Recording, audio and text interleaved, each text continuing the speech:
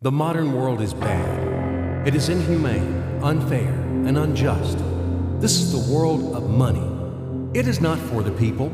It is for those who produce money, for bankers and financiers. And ordinary people just serve them as attendants. They sweep their palaces. What lies behind the social welfare? Labor. But why does the banker live in 100 and 1,000 times better than worker, than peasant? Why does wildcatter live better? All of them. Do they work harder? It's nonsense. It's ridiculous to say. They do not even produce anything. No material values. But why? Don't you know? Moreover, perhaps you wonder with all sincerity now, reading all of this. Well, banker and worker, simple hard worker like me or my neighbor Johnny? It cannot be compared. Banker is a bank, money, relations, and contacts. But who are we together with Johnny? Nobody. Naturally, the banker lives better than we do. But there is nothing natural here. The point is that everyone got used to this state of affairs, and they took it for granted. As a matter of course, a banker has to live better, and it cannot be otherwise. But it may be otherwise. So why? Why does a banker work less, but live better? Better than worker or miner? However, intuitively, you've got the answer by yourselves. Because the banker is a bank. Money. Exactly, money. This is the whole point, the cornerstone. And about them, about the money, we should talk more in details. So, what is money? Have you ever thought about it? The calculation tool, the measure of labor? As we are told from childhood, almost from the cradle, we have to work, and work. The money won't fall down from the sky.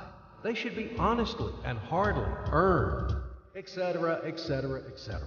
Sounds familiar, doesn't it? Familiar ad nauseum. Say it, by the way, to Abramovich, who honestly and hardly earned all his billions. Just for fun, say how to earn money honestly. You will laugh to death. Yes, we have to work, but what should we expect in the end? A small pension and half-starved old age? Poverty. You have spent all your life working on some oligarch. You have been taken away all your power, energy, and health. You've been squeezed like a lemon. And after that, you've just been thrown into the dustbin as the fulfilled material. Is this necessary? But this is the reality, horrific reality of modern society. This is what we should all expect in the end, almost certain. Everything ends up this way for the vast majority of people in today's world, as it ended up for their mothers, fathers, grandmothers, and grandfathers, as it will end up in the present state of affairs for their children and grandchildren, great-grandchildren, then in turn for their children and grandchildren, and so on. The way of the world. Why? All of this is wrong, unfair. It must not exist. Why do some people have to have everything, but others have nothing? Why do some people walk in golden slippers, but the others barely make ends meet? They don't know how to feed their children, although all of them work honestly. Why does it happen? After all, we are the people, the brothers. We are equal, aren't we? Then why? Because there is a lie around us. A huge, continuous, monstrous lie. Do not believe anything that is broadcasted daily on TV by satiated and well-groomed masters of life. And people are not working. And the money is not even a measure of labor.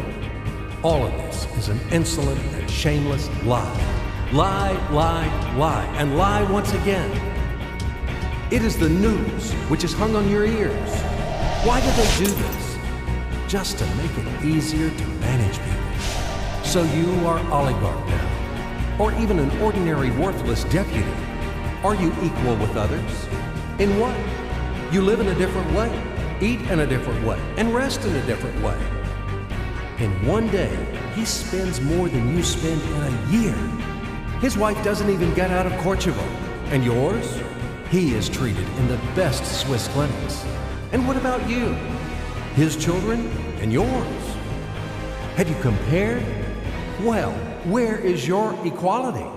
Perhaps you are equal in rights, aren't you? Oh, I forgot about the rights. As it is written in our Constitution, isn't it?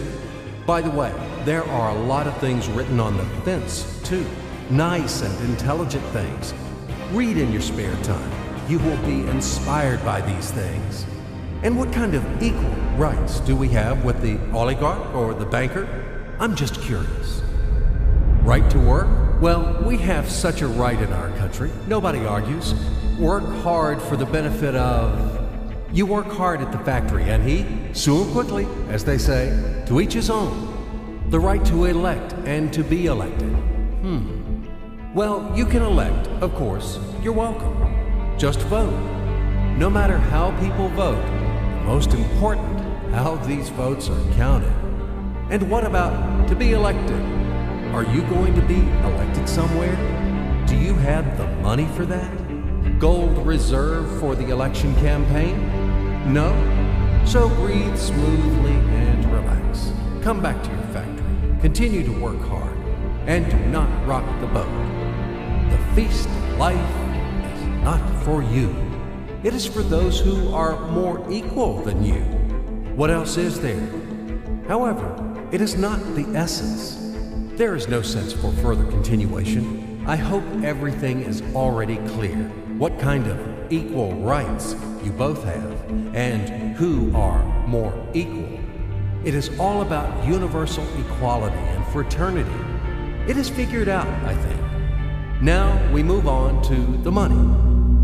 We won't talk about the measure of labor. These are fairy tales for idiots. Money is not any measure of labor. Otherwise, you would live like a lord, or maybe you don't work too much. I don't know. But what is money? Shackles, fetters, chains, durable and unbreakable chains holding the slaves in subjection more reliably than any steel. What are slaves in the 21st century? Do you ask me? What slaves? You and me, all around. You, me, him, her, all of us. We are all slaves, slaves of money. More precisely, we are slaves of those who print the money. We are slaves of our masters. Nothing has been changed at all during these centuries on earth. We live so far in the slave system. Only outwardly, everything has become more decent, more delicate, and more sophisticated. Our shackles are no longer heavy, rusty, and steel. They are invisible and weightless now. They don't seem to exist. You can go wherever you want. You can do whatever you want. You are free.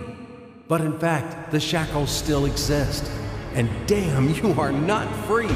Freedom is an illusion. Money, that's the point. Well, where can you go without money? It is not the Stone Age today. You cannot live in a cave. You cannot dress yourself in animal skins. And you cannot hunt for mammoth. And where are they, these damn mammoths? You need a house, clothes, food. And this is all about money, money, money. And once again, money. After all, everything around is just for the money. You cannot make a single step without them. But where do you find the money? That's right, you have to earn them. Do you hear? Clatter of chains, whistling of the whip, and shouting of overseers. Have you ever thought that it is immoral to sell yourself? That it is a kind of prostitution to sell your own strengths, brain, time? What is the difference from the selling of your own body? Yes, but will you object that people have to work? If everybody would stop doing their jobs, what's going to happen then?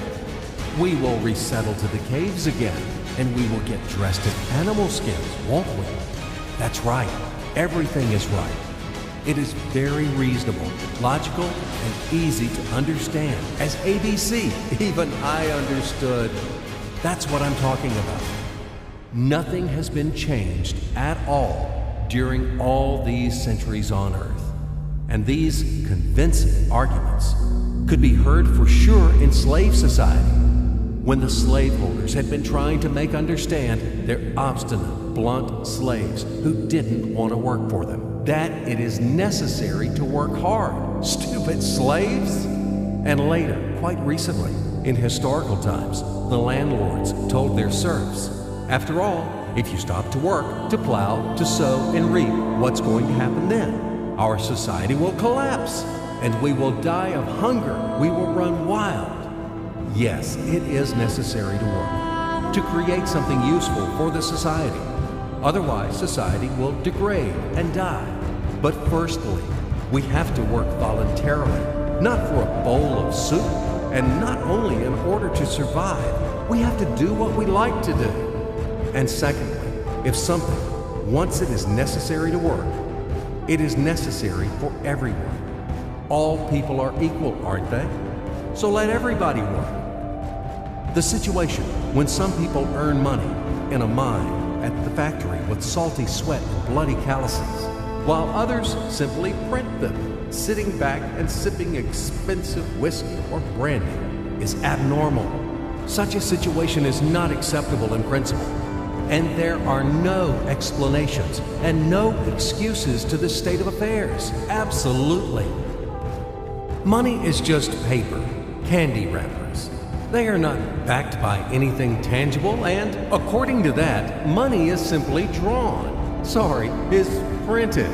And these candy wrappers are distributed among the slaves as wages for labor. When the slaves are given an extra wrapper, it means their salary is increased, and they are happy. Are you shocked? Alas, c'est la vie. It is our bitter reality. How is the financial world organized? It is a pyramid. The Fed, U.S. Federal Reserve System, is at the top. The Fed prints dollars. How much? As much as it wants. Of course, Fed adheres to some of its own internal rules and regulations. It tries, for example, not to print too many dollars to prevent complete devaluation of the currency, etc., etc. But in principle, Fed can print as many dollars as it wants. At least there are no external limitations for that. Absolutely, the U.S. Fed is guided solely by the reasons of expediency. The lower levels of the global pyramid are the central banks of different countries. All other local national banks are situated on even lower levels.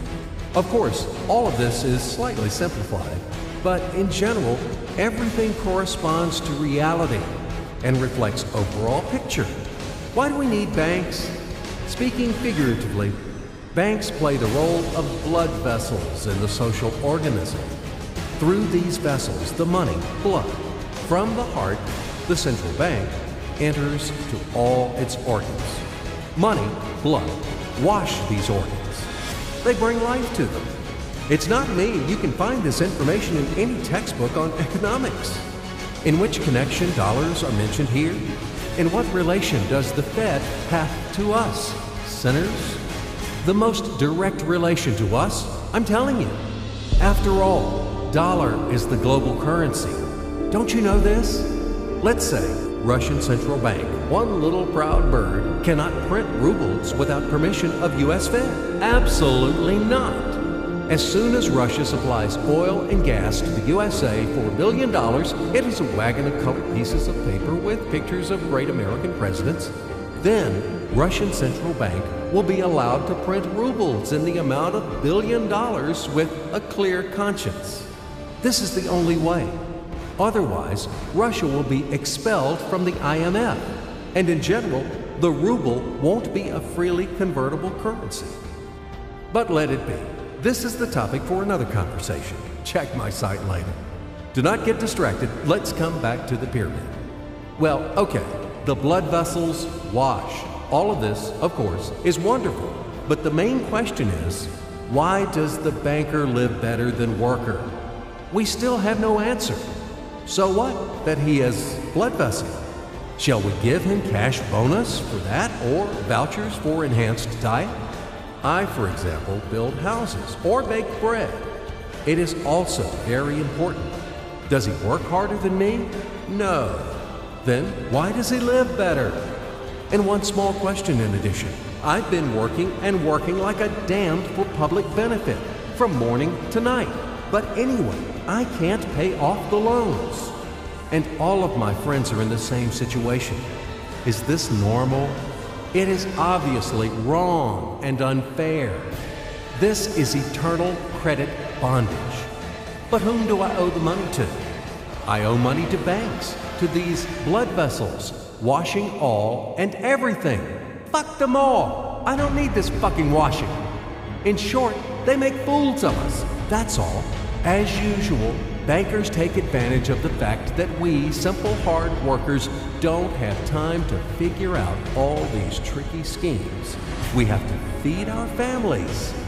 That's why they take advantage of this situation and ride on our backs, bastards. So don't tell me about blood vessels. We know these vessels. Just give me the gun and Easy, stay calm. And let's figure this out together, okay? Calmly and slowly. But I warn you that I have to strain your brains. It's not easy to unravel in a couple of minutes those things which have been tangled during the centuries by the best sophisticated minds of mankind. But we will try.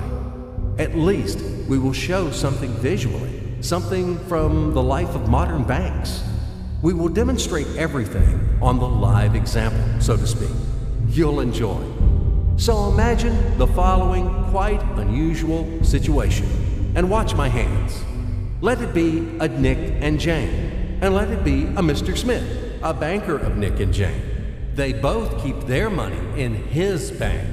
That's why we use the title Mr. Smith, with respect.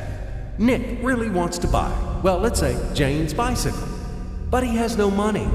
More precisely, he has money, but not enough, only $10, while Jane wants $100 for her precious bicycle.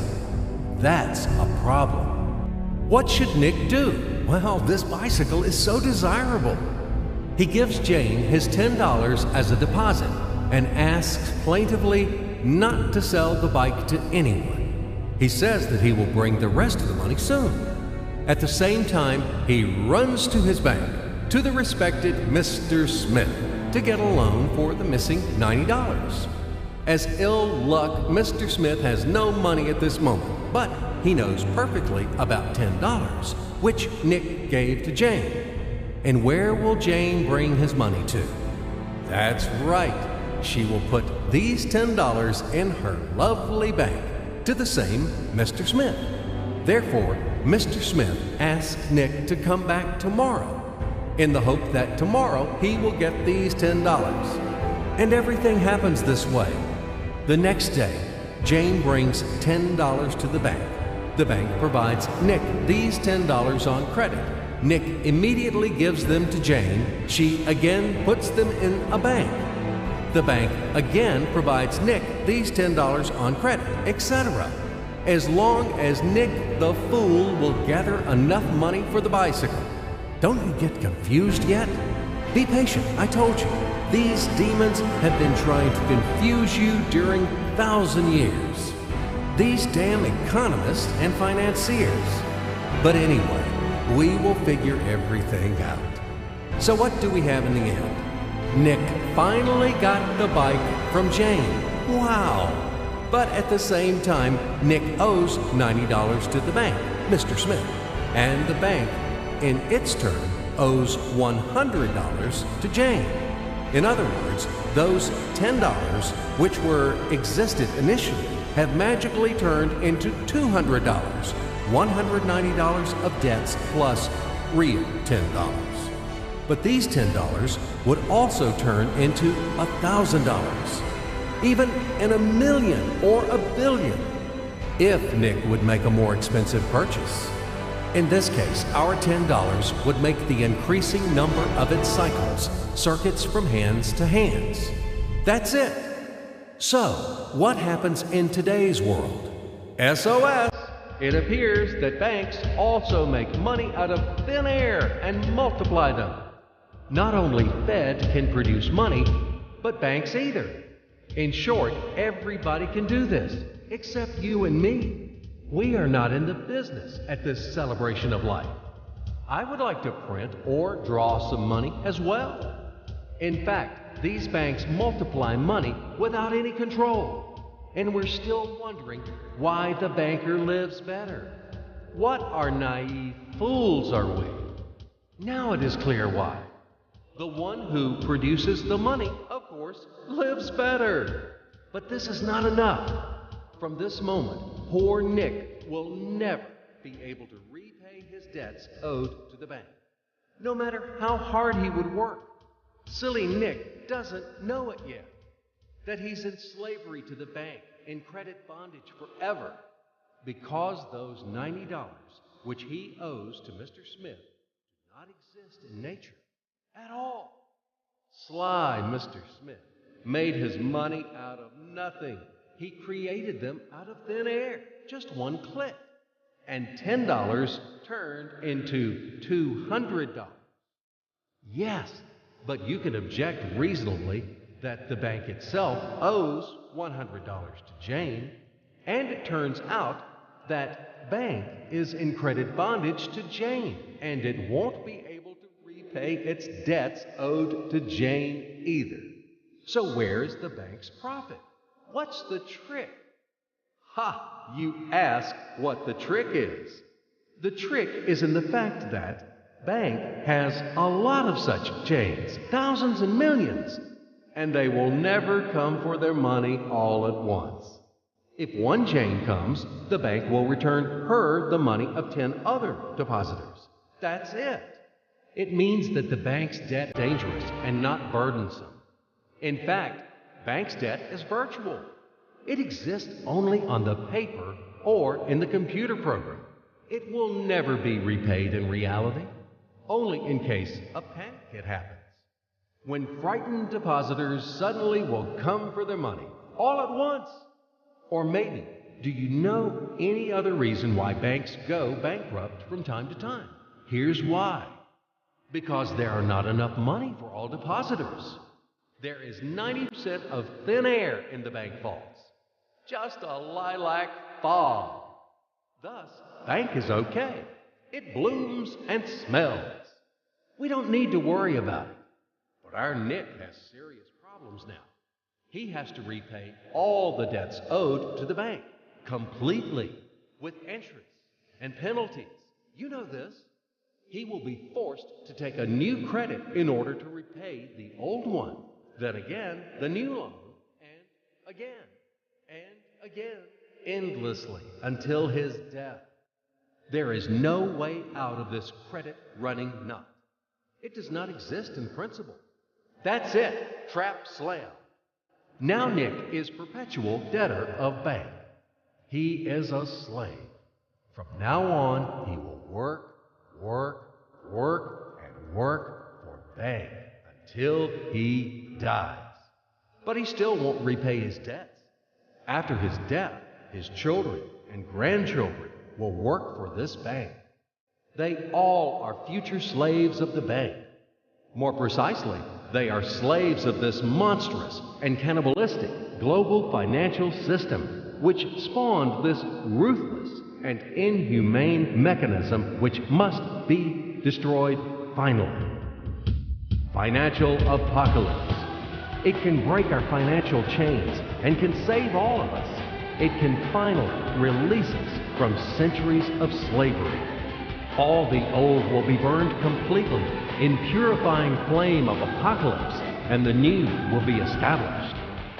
The Federal Reserve will be burned, and the wind of change will dispel the ashes of this damned insatiable octopus spider enmeshed the whole world with its sticky financial nets.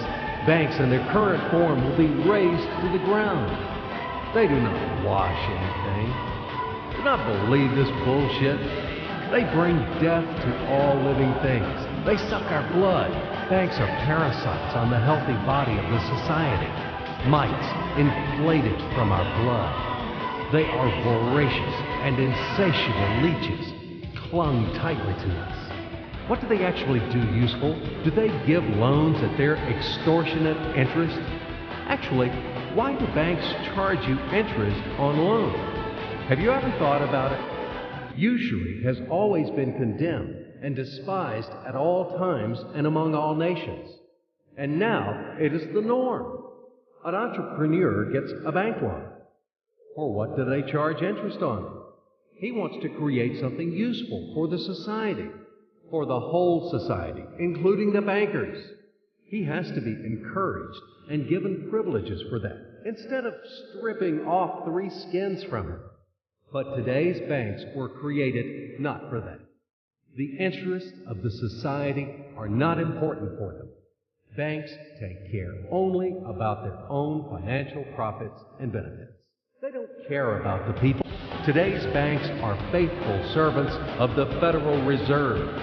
They are greedy and avid bloodsuckers, small ghouls in the service of a giant and evil monster. Modern Earl Dracula, who plunged the whole world into financial bondage, and it sucks and sucks our blood. And it will continue to suck the blood of our children and our grandchildren if we don't stop and destroy it. Hammer an aspen stake to all the banks. And do not forget the silver bullets. Apocalypse. Only financial apocalypse. We have no other choices. We are not slaves. We are the people. And we choose freedom. And this freedom is already on the threshold. Now, with the advent of MMM, financial apocalypse is inevitable.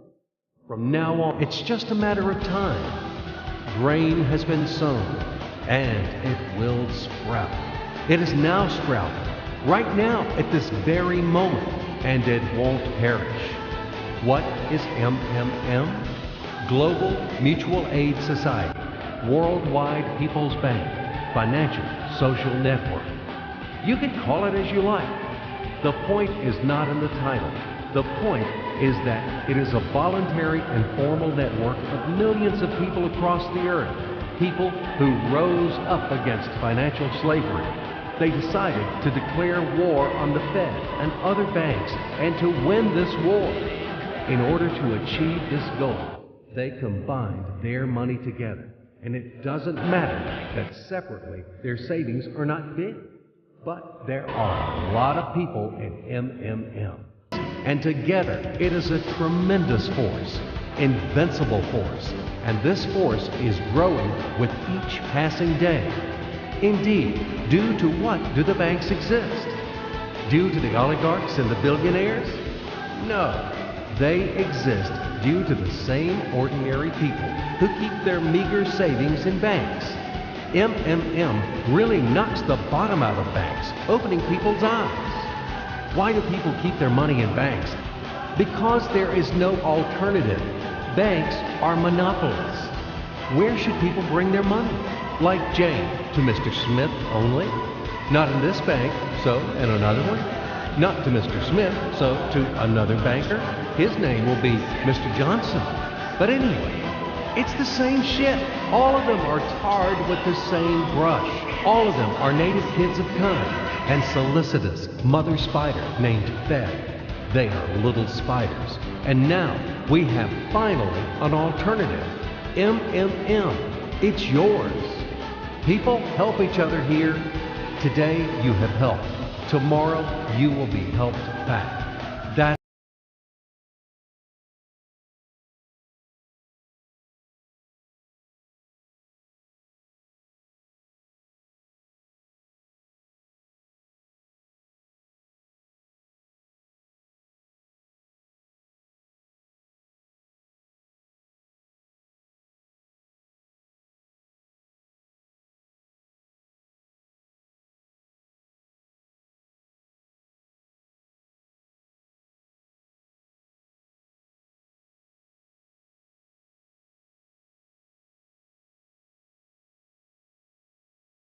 and then they take them back, as much as needed, as much as they need at this very moment. They do not seize, but they just take.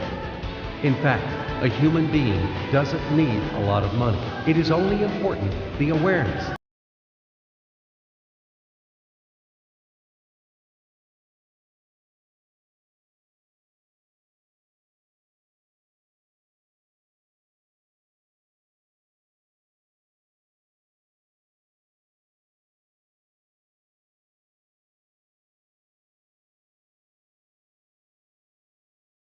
is the unit of a new society, a brighter and cleaner society.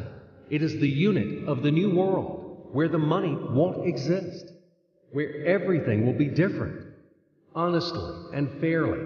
There will be no slaves and no masters, and everyone will work for pleasure and for the benefit of society. And the good will conquer the evil, finally. Everything will be in that new world. Certainly. Welcome to System MMM. SergeyMavrode.com. We are waiting for you. We can do a lot. We change the world, and we will change it. Everything will be MMM. Financial apocalypse.